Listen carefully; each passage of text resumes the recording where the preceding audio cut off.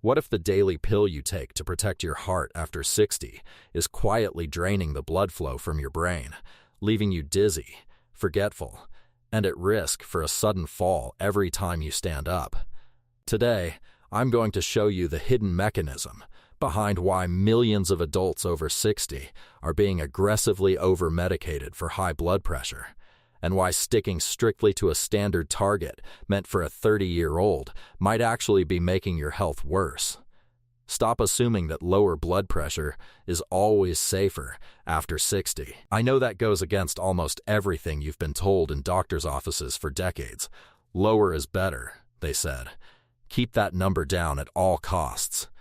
But here's what they rarely explain to you. As your arteries naturally stiffen with age, forcing your blood pressure down too far doesn't protect your organs, it starves them. Specifically, it starves your brain. I'm Dr. David Perlmutter. In my decades of clinical practice studying neurological health and cardiovascular aging, I've had hundreds of patients walk into my office describing the exact same downward spiral. They tell me they wake up feeling lightheaded. They say their mind feels like it's wading through thick mud until noon. They forget simple words, struggle to focus, and worry that dementia is settling in. And when I look at their chart, almost every single one of them is on a potent combination of blood pressure medications, pushing their numbers down to levels their aging brain simply cannot survive on. There is a major landmark investigation out of the University of Exeter that tracked over 20,000 older adults. The researchers discovered that seniors whose blood pressure was aggressively driven down below standard targets had a significantly higher incidence of cognitive decline, severe dizziness, and injurious falls compared to those allowed to maintain a slightly higher age-appropriate pressure. A higher risk of brain starvation, simply because we treated a number on a monitor instead of treating the human being sitting in front of us. Before we dive into the specific medications involved and the 3 steps to fix this, I want to ask you a direct question. Have you ever felt dizzy, lightheaded, or off balance after standing up? Or noticed your memory slipping since starting a blood pressure pill? Drop your age and your story in the comments below. I read every single comment on this channel, and your real-world experiences help guide our entire medical community here. Take 10 seconds right now and let me know.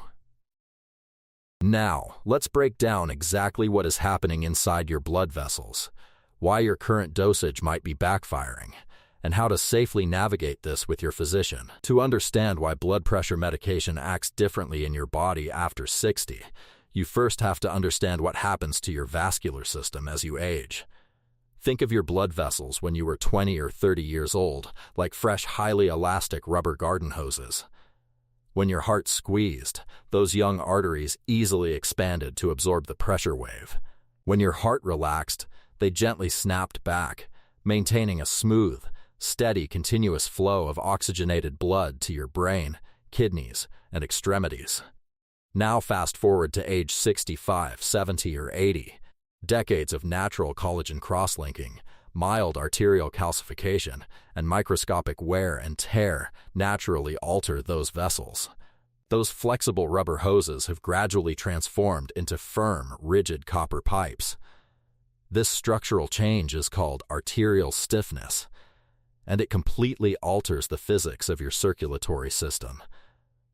When your heart pumps blood into rigid copper pipes, the top number, your systolic blood pressure, naturally spikes higher because the vessel walls can no longer stretch to absorb the force. But here is the critical part that most people miss. When the heart relaxes between beats, those rigid vessels cannot snap back. As a result, the bottom number, your diastolic blood pressure, drops significantly. This creates what cardiologists call isolated systolic hypertension. You end up with a high top number, say 150, but a normal or low bottom number, say 70. Here is where the fatal flaw in standard treatment occurs. When a physician sees that top number of 150 and prescribes a heavy dose of blood pressure medication to force it down to 120, what happens to that bottom number? It plunges from 70 down to 55 or even 50. And that bottom number, your diastolic pressure, is the exact driving force that pumps blood into your coronary arteries and feeds microcirculation to your brain. By aggressively targeting the top number, you effectively cut off the vital blood flow your brain needs to function overnight and during quiet rest. What happens when your brain doesn't get enough blood flow? Neurologists refer to this state as chronic cerebral hypoperfusion. Your brain makes up roughly 2% of your total body weight, yet it consumes over 20% of your body's total oxygen and glucose supply. It is the most energy-hungry organ in human existence. To keep billions of neurons firing, your circulatory system must deliver a constant, uninterrupted torrent of blood through thousands of miles of microscopic capillaries. When blood pressure drops too low, especially after age 60, that microscopic blood flow slows to a trickle. In the short term, cerebral hypoperfusion causes transient lightheadedness, brain fog, fatigue, and momentary confusion. But over months and years, the consequences become far more sinister. Without adequate microvascular pressure, the deep white matter of your brain, the cellular wiring that connects different regions of your mind, begins to suffer microscopic ischemic damage. On an MRI scan, this appears as white matter hyperintensities. To a neurologist, these spots look like tiny, silent mini-strokes caused not by a blood clot, but by chronic blood starvation. A study published in the Journal of Alzheimer's Disease revealed that older adults with drug-induced low blood pressure exhibited accelerated white matter damage and performed significantly worse on executive function and memory tests compared to peers with moderate, stable blood pressure. In simple terms, when you force blood pressure too low in an older body, you aren't protecting the brain against a stroke. You are slowly, quietly starving the brain of oxygen every single hour of the day. Now, let's discuss the actual medications sitting in millions of medicine cabinets across the world. While these drugs can be life-saving in acute cardiovascular emergencies, they carry distinct risks when prescribed aggressively to older adults. The first major class is calcium channel blockers, with amlodipine being the most widely prescribed drug in this category. Amlodipine works by relaxing the muscular walls of your blood vessels, causing them to widen dramatically. While this effectively lowers pressure on a monitor, it frequently causes massive fluid pooling in the lower legs and feet, a condition known as peripheral edema. More importantly, by preventing blood vessels from constricting when you change positions, amlodipine dramatically increases the risk of sudden drops in blood pressure when you stand up. The second category includes ACE inhibitors, such as lisinopril. Lisinopril blocks an enzyme in the kidneys that normally tightens blood vessels. In older adults with subtle kidney decline, lisinopril can cause sharp fluctuations in potassium levels, persistent dry coughing, and sudden, unpredicted drops in blood pressure during periods of mild dehydration. The third category is angiotensin receptor blockers, or ARBs, such as losartan.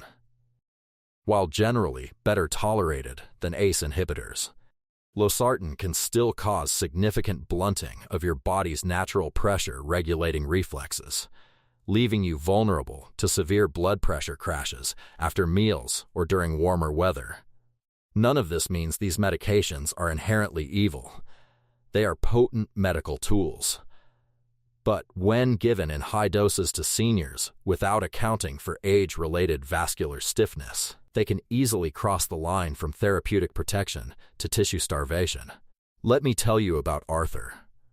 Arthur was a 74-year-old retired civil engineer from Columbus, Ohio. When he first came into my office, accompanied by his anxious daughter, he looked defeated. His daughter spoke first. She told me, "Doctor, my dad is losing his mind. Over the past 8 months, he's become quiet, unsteady on his feet, and he forgets conversations we had 2 hours ago. His primary doctor thinks it's early-stage vascular dementia." When I reviewed Arthur's chart, one thing immediately stood out. 2 years prior, after a routine physical showed a blood pressure reading of 152/78, His dosage of amlodipine had been doubled, and a second medication, lisinopril, had been added. His chart proudly noted that his blood pressure was now perfectly controlled at 112/62. I asked Arthur a simple question. Arthur, how do you feel when you get out of your armchair in the morning? He looked up and said, Doctor, Perlmutter, every single morning when I stand up, the room tilts. I have to grab the bookshelf and hold on for 20 seconds until the darkness in my eyes clears away, and by 2 in the afternoon, my head feels like it's filled with cotton. Arthur didn't have primary Alzheimer's disease or irreversible dementia. Arthur was suffering from severe, drug-induced cerebral hypoperfusion and orthostatic hypotension. His brain simply wasn't getting enough pressure to pump blood 6 inches uphill from his heart to his frontal lobes. Working in close coordination with his cardiologist, we systematically reduced his medication dosages over 6 weeks. We allowed his systolic blood pressure to settle naturally around 138/78, a completely safe and appropriate target for a 74-year-old man with stiffened arteries. Within 1 month, Arthur's morning room tilting completely disappeared. By month 2, his daughter called me in tears of relief. She said, "My dad is back. He's doing his daily wood carving again. His memory is sharp, and he hasn't had a single dizzy spell." One simple, careful adjustment in medication saved Arthur from a misdiagnosis of dementia and an inevitable catastrophic fall. What Arthur experienced has a precise medical name: orthostatic hypotension. And if you are over 60, understanding this concept could literally save your life. When you are sitting or lying down, gravity distributes your blood evenly across your torso and brain. But the split second you stand up, gravity instantly pulls roughly 1 pint of blood downward into your legs and abdomen. In a young, healthy body, microscopic baroreceptors in your carotid arteries instantly detect this pressure drop. Within milliseconds, your brain sends a rapid signal down your autonomic nervous system. Your heart beats slightly faster, your leg vessels constrict, and blood is forcefully squeezed back up to your brain. You stand up, and you feel completely fine. As we age, those baroreceptors become slower and less sensitive. Nerve conduction delays occur. Now, add a potent blood pressure medication to the mix. The medication artificially forces your blood vessels to stay wide open and relaxed. You stand up out of bed at 3 a.m. to use the bathroom. Gravity pulls your blood into your feet. Your aging baroreceptors try to send the signal to constrict your vessels, but the medication blocks the response. Your brain pressure crashes instantly. The lights dim. You feel lightheaded, sway, and in severe cases, faint completely. According to data from the Centers for Disease Control and Prevention, falls are the leading cause of injury-related death among adults aged 65 and older, with over 3 million seniors treated in emergency departments for fall injuries every year. A staggering percentage of those falls occur not because the person tripped on a rug, but because their over-medicated blood pressure crashed the moment they stood up. This brings us to the million-dollar question: what should your blood pressure actually be after the age of 60, 65, or 70? For decades, standard guidelines insisted on a rigid target of 120/80 for everyone, regardless of age or arterial stiffness. However, major clinical trials, including the landmark SPRINT trial and follow-up observational studies in geriatric medicine, have forced a dramatic re-evaluation of these blanket targets for older adults. For an adult under 40, a reading of 120/80 is fantastic. Their vessels are elastic, and their body can maintain perfusion seamlessly. However, for an adult over 65 with evidence of arterial stiffness, forcing blood pressure down to 120/80 often does far more harm than good.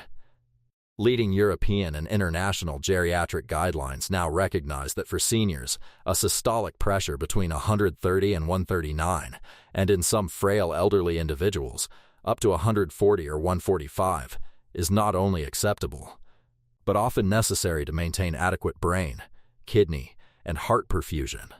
Furthermore, paying attention to your diastolic pressure is vital. If your top number is 135, but your bottom number drops below 60, pushing your top number lower will drive your diastolic pressure into a dangerous ischemia zone. Blood pressure management after 60 is not about hitting an arbitrary number on a chart. It is about balancing the protection of your blood vessels with the vital metabolic needs of your brain. To show you how subtle this problem can be, consider the story of Margaret, a 69-year-old retired school administrator from Richmond, Virginia. Margaret didn't experience dizziness when she stood up in the morning. Her issue happened every afternoon at 1:30 p.m., right after lunch. She told me, "Doctor, Perlmutter, every day after I eat lunch, a wave of profound exhaustion hits me. My head feels heavy, my heart races slightly, and if I try to read or work on my computer, I simply cannot process the words. I have to lie down on the couch for 2 hours." Margaret was taking a daily dose of losartan every morning at breakfast. When we conducted a 24-hour ambulatory blood pressure monitoring test, the mystery was instantly solved. Whenever you eat a meal, especially a meal rich in carbohydrates, your digestive system requires a massive influx of blood to digest and absorb nutrients.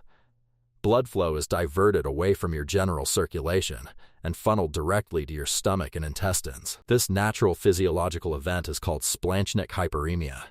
In a normal body, your cardiovascular system compensates by gently constricting blood vessels elsewhere to keep brain pressure stable. But Margaret was taking her losartan right before breakfast. By the time lunch arrived, the medication was hitting its peak concentration in her bloodstream, blocking her blood vessels from constricting. When her body funneled blood to her stomach for digestion, her brain pressure plunged through the floor, a condition known as postprandial hypotension. Her afternoon brain fog wasn't laziness, aging, or diabetes. It was a severe blood pressure crash triggered by the interaction between her medication timing and her lunch. By simply adjusting her medication timing, under medical supervision, shifting her dose away from heavy meal windows, and slightly reducing her carbohydrate load at lunch, Margaret's afternoon brain crashes vanished completely within 10 days. Now, before I share the precise steps to safely manage your blood pressure, I must give you an urgent, life-saving warning. Hearing this information might make you want to walk over to your medicine cabinet right now and throw your blood pressure pills directly into the trash. Do not do that. Stopping any blood pressure medication suddenly cold turkey is extremely dangerous.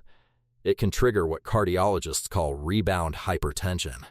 When your body has been adapted to a medication blocking its blood pressure pathways for months or years, stopping the drug overnight causes your sympathetic nervous system to surge wildly out of control. Your blood vessels violently constrict, your heart rate spikes, and your blood pressure can surge to dangerously elevated levels, potentially triggering an acute stroke, a heart attack, or severe kidney damage within 24 to 48 hours. Any modification to your blood pressure regimen must be done gradually, systematically, and under the direct supervision of a qualified physician who can monitor your numbers safely as you taper. Information is meant to empower you to have a smarter conversation with your doctor, not to replace professional medical care. So, how do you protect your brain while keeping your heart safe after 60? Here is the exact 3-step clinical protocol I recommend to my patients. Step 1. Conduct a 7-day home tracking audit. Do not rely on the single blood pressure reading taken in a stressful doctor's office, where white coat hypertension often inflates your numbers by 15 to 20 points. Purchase a validated upper arm cuff monitor. For 7 consecutive days, measure and record your blood pressure twice daily. First reading, in the morning, 5 minutes after waking, while seated quietly before taking any pills or coffee. Second reading, perform an orthostatic check. Measure your pressure while seated, then stand up, wait 60 seconds, and measure it again while standing. If your top number drops by 20 points, or your bottom number drops by 10 points upon standing, You have documented orthostatic hypotension. Bring this 7-day log directly to your doctor. Real home data is infinitely more valuable than a single rushed reading in a clinic. Step 2. Request a comprehensive medication review schedule, a dedicated appointment with your physician specifically to review your blood pressure targets.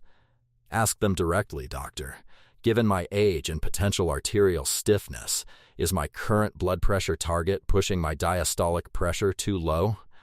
Am I experiencing cerebral hypoperfusion?" Discuss whether your current dosage can be safely adjusted, or whether switching the timing of your dose could prevent daytime crashes and morning dizziness. Step 3. Implement natural vascular support.